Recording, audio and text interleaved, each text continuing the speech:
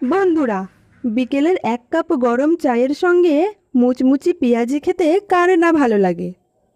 তাই আজ নিয়ে এসেছি খুব সহজ আর সুস্বাদু পেঁয়াজির রেসিপি। প্রথমে একটি বাটিতে 200 গ্রাম বেসন নিয়েছি। এবার এর মধ্যে দিয়ে দিচ্ছি কেটে রাখা পেঁয়াজ, স্বাদমতো লবণ, সামান্য হলুদ গুঁড়ো আর কাশ্মীরি লঙ্কার গুঁড়ো। এবার সব উপকরণ ভালোভাবে মিশিয়ে নেব।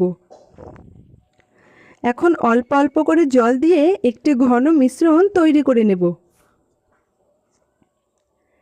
এবার মিশ্রণটি 10 মিনিট ঢেকে রেখে দেব, যাতে এটি পুরোপুরি সেট হয়ে যায়।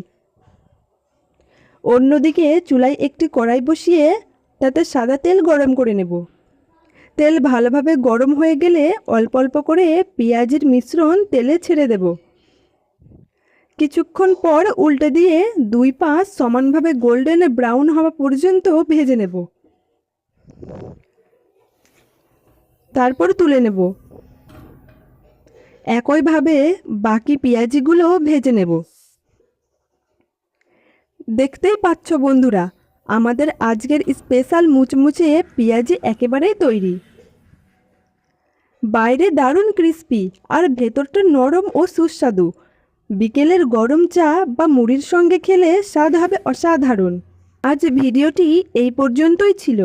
ভিডিওটি ভালো লাগলে অবশ্যই লাইক, শেয়ার আর চ্যানেলটি সাবস্ক্রাইব করতে ভুলবে না।